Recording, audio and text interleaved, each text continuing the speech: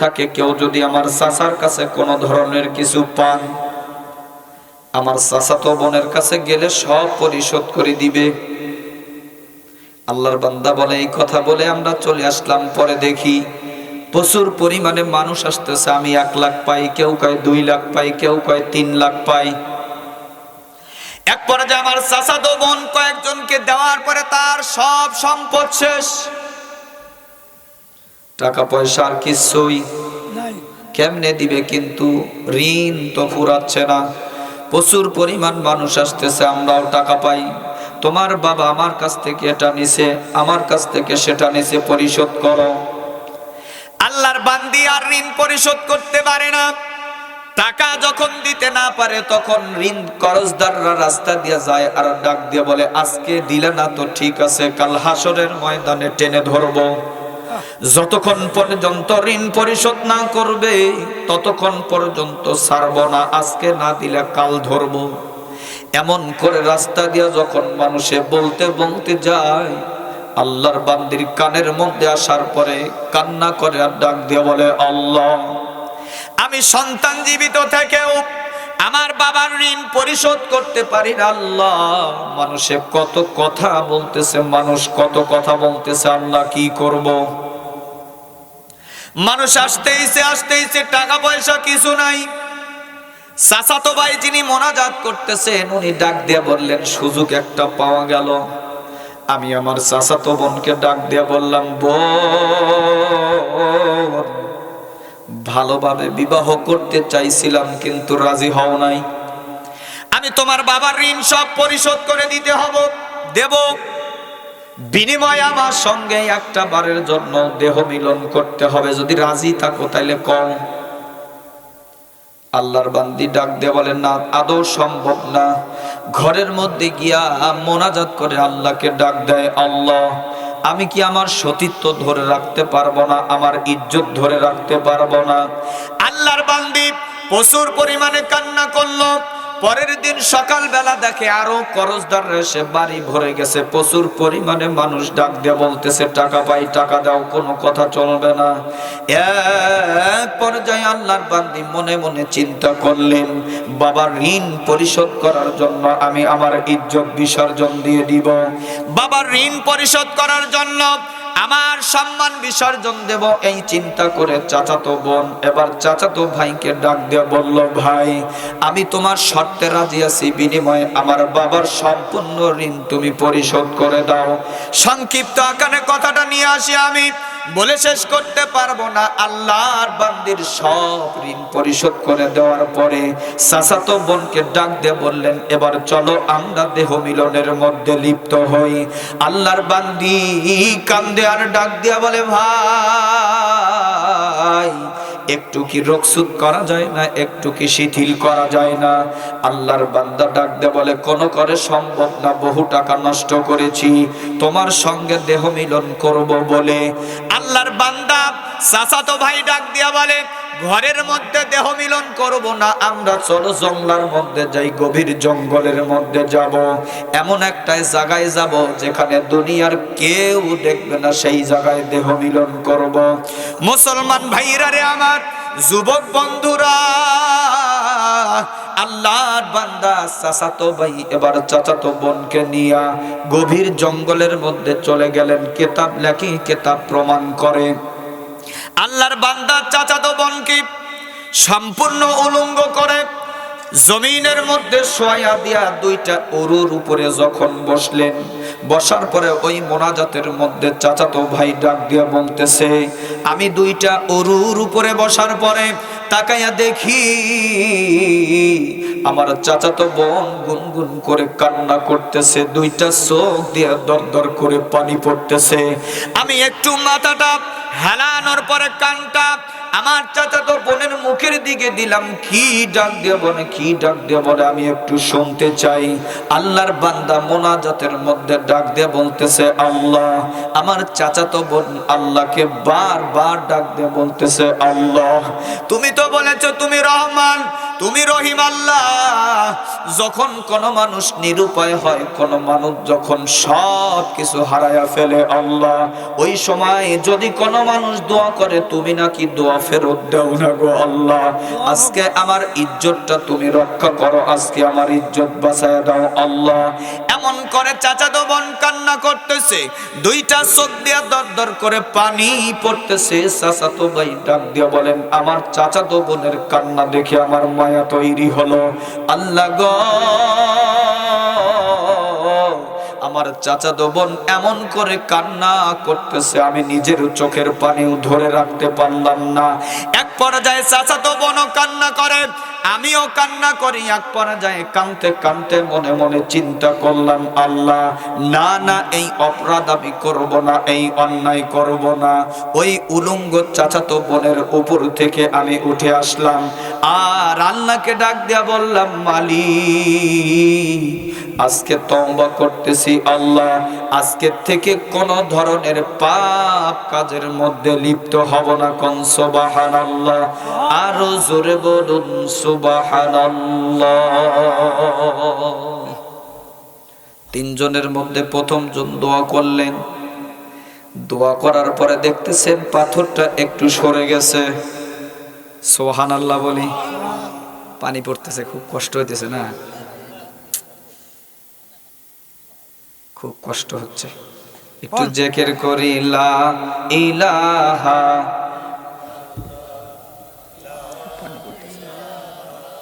শেষ করে দেই না?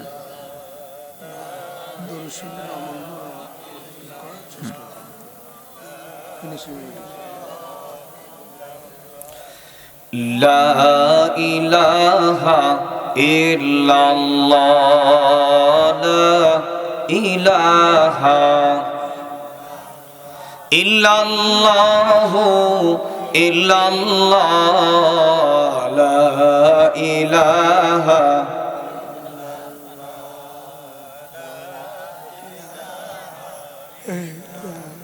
লা ইলাহা ইল্লাল্লাহু মুহাম্মাদুর রাসূলুল্লাহ। সকলেই বলি সাল্লাল্লাহু আলাইহি ওয়াসাল্লাম। পানি পড়তেছে, কষ্ট হচ্ছে, আর একটুখানি সময়, আর একটুখানি সময়, একটু কষ্ট নেন। আরে আপনি বলেন, পানি পড়ে না পড়ে?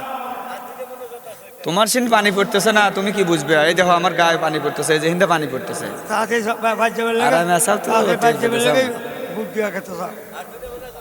আচ্ছা, হ্যাঁ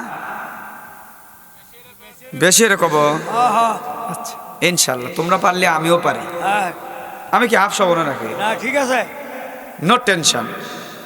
তাহলে দোয়া করলো কি, আল্লাহকে ভয় করে যদি আমি একটা কোনো কিছু করে থাকি আল্লাহ, তাহলে সেই ওসিলায় আমাকে মাফ করে দাও। আমিন আমিন। আল্লাহ দোয়া কবুল করলেন। দোয়া কবুল হয় না? দোয়া কবুল করে না আল্লাহ? এখনো করে। দোয়া করার মতো যদি দোয়া কেউ করতে পারে, দোয়া করতে দেরি, আল্লাহর দরবার পর্যন্ত পৌঁছাতে দেরি হয় না। বাস্তব আপনারা দেখেন, বহু দোয়া করতেছেন, সাথে সাথে কবুল হচ্ছে। গতবার দেখা গেল না, প্রচুর পরিমাণে খরা খরা, বৃষ্টি হয় না, বৃষ্টি হয় না, জায়গায় জায়গায় কয়েকদিন দোয়া করা হইলো না, বৃষ্টি আল্লাহ দিছিল না।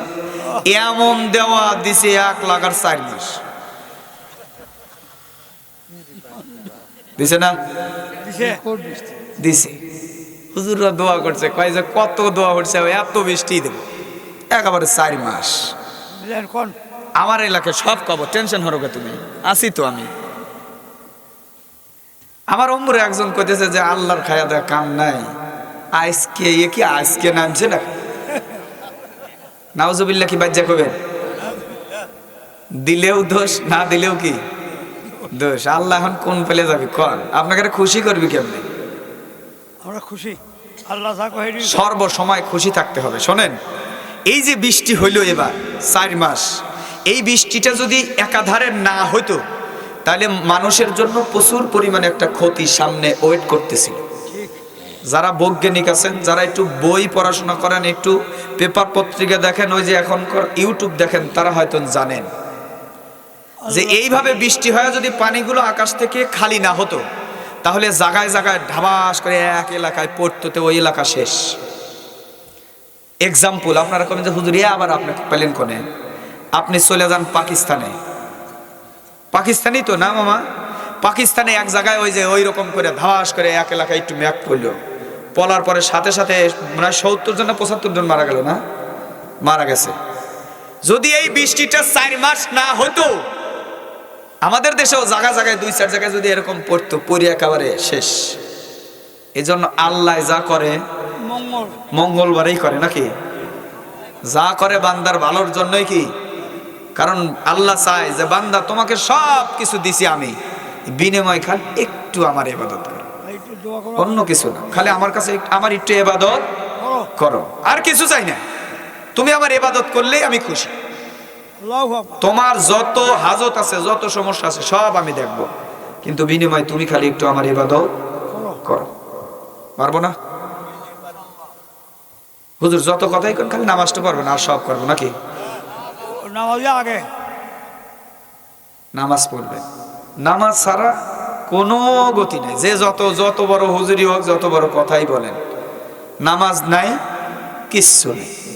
নামাজ আছে, সব ইবাদত আস্তে আস্তে কি আল্লাহ বলছেন ইন্নাস সালাতা তানহা আনিল ফাহশাই ওয়াল মুনকার। নামাজের মতো নামাজ যদি পড়তে পারো, তোমার ভিতরে যত খারাপই আছে সব আস্তে আস্তে কি দূর হয়ে যাবে, নামাজের গুণে, নামাজের গুণে, নামাজের গুণে। ঠিক আছে, ইনশা আমার আলোচনা নামাজ না, শুধু একটু বলছি, মানার চেষ্টা করবো ইনশা আল্লাহ। তাহলে একজন দোয়া করছে, আর কয়জন আছে? 2 জন। শুনবেন কি? 2 জন। দ্বিতীয় নাম্বার, একজন দোয়া করার পরে একটু পাথরটা যখন সরে গেল, ওদের মনের ভিতরে একটা বিশ্বাস আসলো, যাক এখান থেকে হয়তো বাঁচতে পারি। দ্বিতীয় নাম্বার, আর একজন আল্লাহর বান্দা বলতেছেন আমার জীবনে একটা ভালো কাজের কথা আমার মনে পড়ে গেছে, তোমরা আমার সঙ্গে একটু হাত বাড়াও, আমি আল্লাহর কাছে একটু দোয়া করব, হয়তো হতে পারে আল্লাহ রহমত দিতে পারে, পারে না। দ্বিতীয় ব্যক্তি হাত বাড়ালেন, আল্লাহকে ডাক দিয়ে বলতেছেন আল্লাহ তেমন কোন ইবাদত জীবনে করতে পারি নাই, তবে একটা ইবাদতের কথা আমার মনে পড়ে গেল। আমি ধনী ছিলাম, টাকা পয়সার অভাব নাই, আমার বাড়িতে একটা মানুষ কাজ করত, কর্মচারী ছিল। 1 বছরের জন্য আমি তাকে বায়নাও দিয়েছিলাম, 1 বছর কাজ করবে, সেজন্য একটা অ্যামাউন্ট ফিক্স করে দিয়েছিলাম। আল্লাহর বান্দা আমার বাড়িতে বকরির পাল চকের মধ্যে নিয়ে, চকের মধ্যে লালন পালন করত, এই দায়িত্বটা আল্লাহর বান্দাকে আমি দিয়েছিলাম। আল্লাহর বান্দা 1 থেকে 2 মাস কাজ করার পরে কোনো একটা দিন পলায়ন করে আমার বাড়ি থেকে চলে গেল। আমি মনে মনে চিন্তা করলাম, আল্লাহর বান্দার 1 বছরের কত টাকা আমি ধার্য করেছি, 2 মাসে কত টাকা সে পায়, এই টাকাটা আমি তার জন্য আলাদা করলাম। কিন্তু বহু খোঁজাখুঁজি করলাম, আল্লাহর বান্দার সন্ধান পাই না। কি করব, এই টাকাটা কি করব, কোথায় দেব, কি করব? বহু হুজুরকে ডাক দিয়ে বললাম, কোন হুজুর ফয়সালা দিতে পারলো না। এক পর্যায়ে মনে মনে চিন্তা করলাম, আমি এই বান্দার জন্য, এই মানুষটার জন্য যেই টাকাটা বাজেট করলাম, এই টাকাটা দিয়া একটা মাদি বকরি কিনবো, আমি লালন পালন করব। যতদিন পর্যন্ত আল্লাহর বান্দার দেখা না পাই, ততদিন পর্যন্ত আমি লালন পালন করব। কোন সুবহানাল্লাহ। আল্লাহর বান্দা ডাক দিয়া বলে, আমি মাদি একটা বকরি ওর টাকা দিয়া ক্রয় করে লালন পালন করা শুরু করলাম। কিন্তু আল্লাহ তুমি তো নিজেই বরকত দিয়েছিলে, প্রথমবার যখন বাচ্চা দিল, প্রথমেই 4টা বাচ্চা দিল। কোন সুবহানাল্লাহ। এইরকম করতে করতে 10 থেকে 12 বছর আল্লাহর বান্দার এই বকরি আমি লালন পালন করতে করতে দেখি আমার পালের চাইতে আল্লাহর বান্দা ওই রাখালের পালটা বড় হয়ে গেল। কোন সুবহানাল্লাহ। 11 অথবা 12 বছর পরে আল্লাহর বান্দা আমার বাড়িতে কোন করে চলে আসলো। আসার পরে আমাকে জীর্ণ শীর্ণ মন নিয়ে মাথাটা নত করে ডাক দিয়ে বলতেছে, মালিক, হয়তো পলায়ন করে সেদিন চলে গেছিলাম, আজকে আমার সাংসারিক অবস্থা একদম খারাপ, আমার মেয়েকে শাদী দিব দেওয়ার মতো কোনো পরিস্থিতি আমার কাছে নাই। ওই যে 2টা মাস আপনার বাসার মধ্যে কাজ করেছিলাম, দয়া করে মেহেরবানি করে যদি আমাকে কিছু দিতেন। আল্লাহর বান্দা বলেন, এই কথা বলার সঙ্গে সঙ্গে আল্লাহর বান্দা কেঁদে দিল। আল্লাহর বান্দাকে ডাক দেয়া বললাম, টেনশন করিস না বাবা, টেনশন করিস না, ওই যে একটা পাল দেখা যায়, সম্পূর্ণ পাল আমি তোকে দিয়ে দিলাম। সুবহানাল্লাহ। আল্লাহর বান্দা প্রথমে মনে মনে চিন্তা করলেন, আমার সঙ্গে মনে হয় ঠাট্টা করতেছে। এটাই তো ভাবা সম্ভব নাকি, যে আমি পাবো কত, 200, 400, 500, হয়তো 2000, 4000, কিন্তু যে পাল আমাকে দেখাইতেছে ওর তো দাম অন্তত 500 কোটি টাকা। এইটা তাই আমাকে তাই দেয়, আমি পালাইয়া চলে গেছি, এই জন্য মনে হয় আমার সাথে কি ঠাট্টা করতেছে। আমরা হলে তো দিলাম না, দিলাম নাকি? কয় তুই একটা কয়টা পালনি, 2000, 2000 লিয়ে যা, 2000 পাইলাম নি, কয় 1500, তুই পলাইয়া গেছে, তোর 500 কম। কিন্তু আল্লাহর বান্দা ডাক দিয়ে বললেন, এই যে তোর জন্য পাল, এই পুরো পালই তোর। সুবহানাল্লাহ।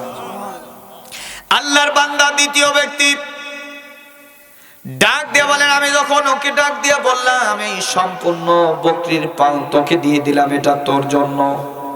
আল্লাহর বান্দা কান্নার আওয়াজ বাড়ায় দিল আর ডাক দিয়ে বলল, মালিক, আমার দুঃসময় মেয়েটা বিবাহ দিতে পারতেছি না, আর আপনি আমার সঙ্গে ঠাট্টা করেন।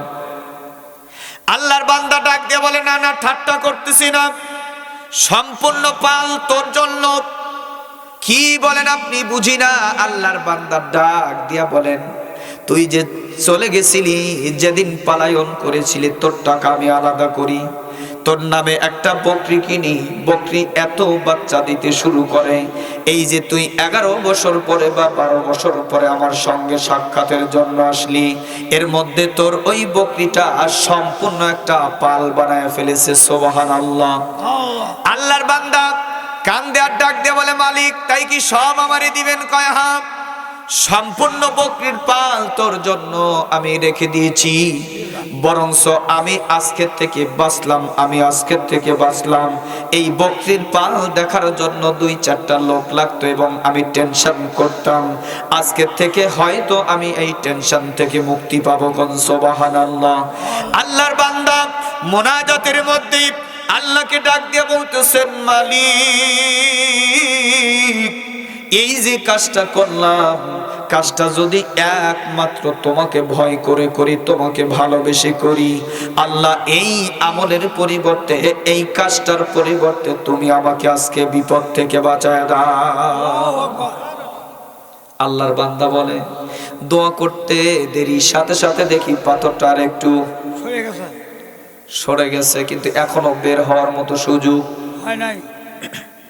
তৃতীয় ব্যক্তি ডাক দিয়ে বলতেছে, ভাই, তোমরা দুইজনেই দোয়া করলে একটু একটু করে পাথরটা সরে গেল, আসো আমিও একটু দোয়া করি, হয়তো হতে পারে আজকে দোয়ার বদৌলতে আল্লাহ আমাদের এই মুসিবত থেকে বাঁচাইতে পারে না। পারে না? আল্লাহু আকবার। পারে না? পারে। কবরের